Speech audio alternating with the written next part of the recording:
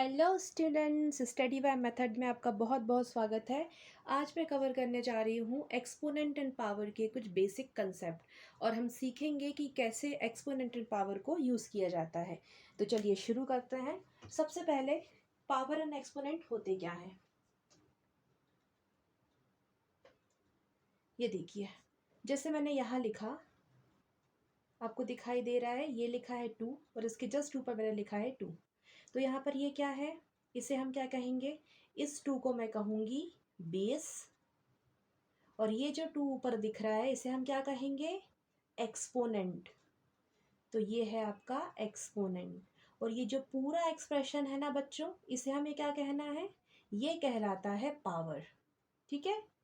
तो जो भी ये सोच रहा था कि इसे पावर कहेंगे तो ये गलत है। इसे हम क्या कहते हैं, एक्सपोनेंट कहते हैं। और ये जो आपको दिखाई दे रहा है इसे बेस कहते हैं। और इस पूरे एक्सप्रेशन को कहा जाता है पावर। और इसे कैसे रीड किया जाता है, पढ़ा कैसे जाता है, तो इसे हम पढ़ते हैं 2 रेज टू द पावर 2। ठीक है, क्या पढ़ेंगे इसे, 2 रेज टू द पावर 2। इसी तरह से अगर मैं यहाँ लिखती हूँ, इसे कैसे पढ़ेंगे, तो ये जो 3 है इसे क्या कहेंगे, ये आपका बेस है, इसे हम बेस कहेंगे। और ये जो इसके ऊपर 4 है इसे क्या कहेंगे, इसे कहेंगे एक्सपोनेंट। और इस पूरे एक्सप्रेशन को कहा जाएगा पावर। और इसे रीड कैसे करेंगे, 3 रेज टू द पावर 4। कैसे पढ़ेंगे इसे, 3 रेज टू द पावर 4। तो आपको क्लियर हुआ, ये जो है ऊपर आपको दिख रहा है इसे पावर नहीं कहते हैं, इसे कहते हैं एक्सपोनेंट, इसे कहते हैं बेस। और ये जो पूरा एक्सप्रेशन बना है इसे कहा जाएगा पावर। और इसे रीड कैसे करेंगे, इसे रीड करते हैं 3 रेज टू द पावर 4। इसी तरह से इसे कैसे रीड करेंगे, 2 raise to the power 2। Right. तो ये था आपका पावर एंड एक्सपोनेंट का बेसिक कंसेप्ट। अब इसके कुछ लॉज, आइडेंटिटी या फिर रूल्स होते हैं, उन्हें हमें स्टडी करना है।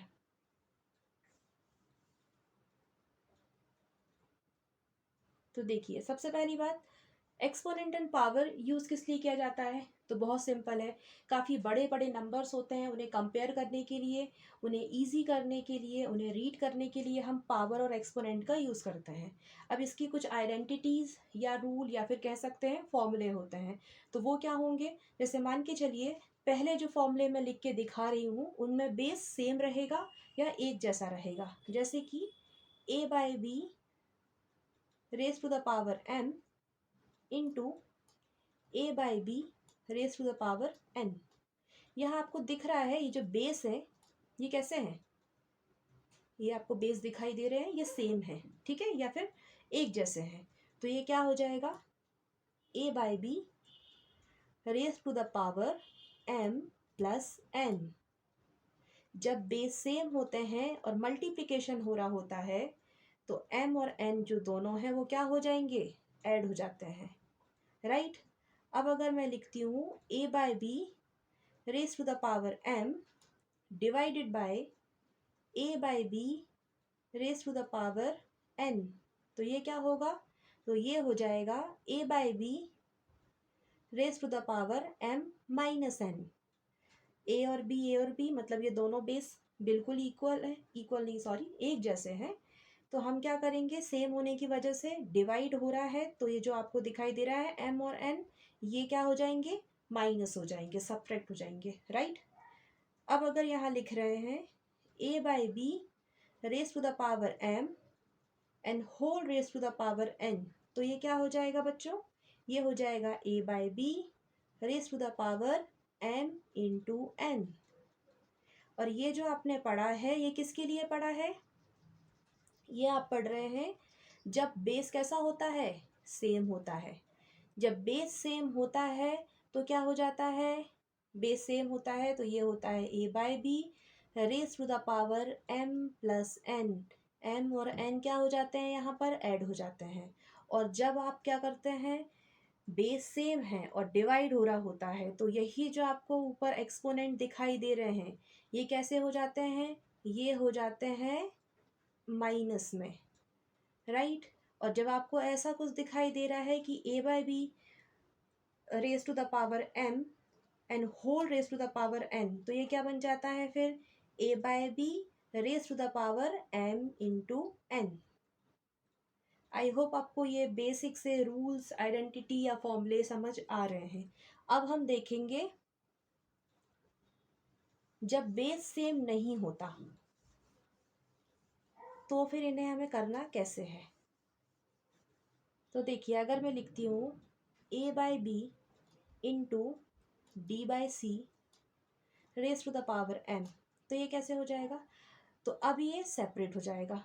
तो ये हो जाएगा a by B raise to the power m and into D by C raise to the power m।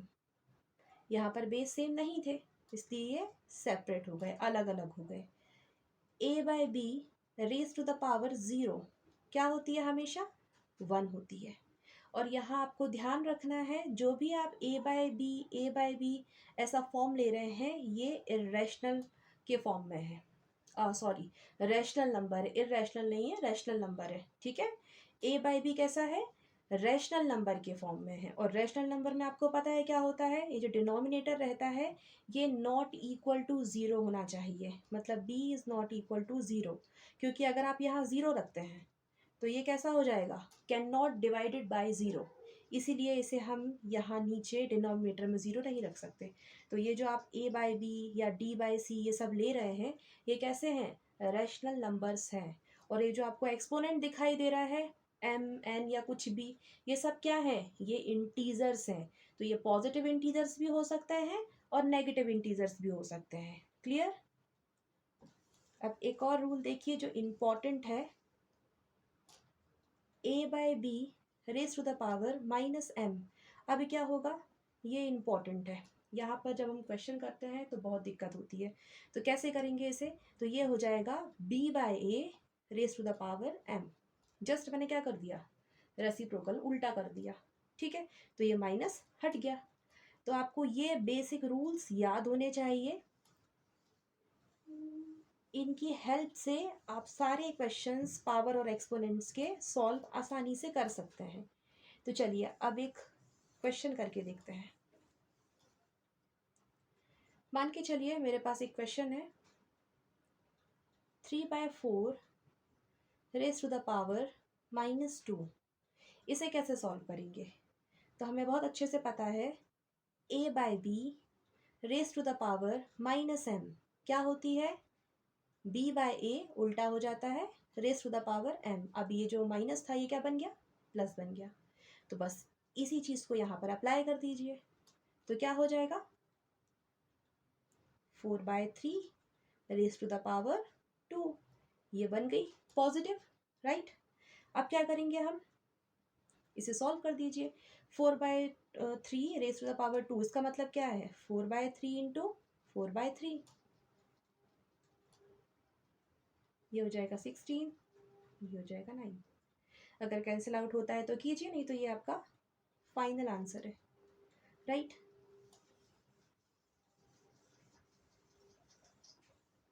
अब अगर मेरे पास कुछ और क्वेश्चंस हैं, जैसे कि 3/2 raise to the power 2 into 3/2 raise to the power 1, तो आपको दिख रहा है बेस सेम है। तो यहाँ पे मैं क्या लगा सकती हूँ, a by B raise to the power m into a by B raise to the power n, तो क्या हो जाता है, a by B raise to the power m plus n, right. तो ये भी बिल्कुल ऐसा आपको दिख रहा है, तो बस लिख दीजिए 3/2, ये m मान लीजिए, इसे n मान लीजिए, तो 2 + 1, ये कितना हो जाएगा फिर, ये हो जाएगा 3।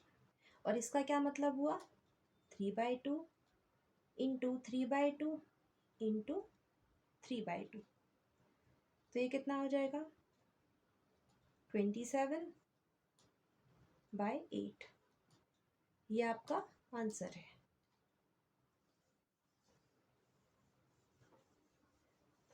चलिए, अब अगर ऐसा कुछ आता है 3/2 रेज टू द पावर 0, तो आंसर क्या आएगा 1, क्योंकि a/b raise to the power 0 क्या बताया था 1।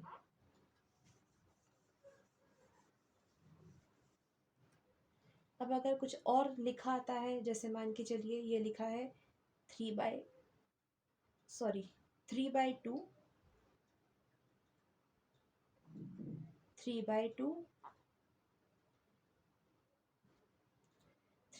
Raise to the power 1 divided by 3/2 raise to the power 2।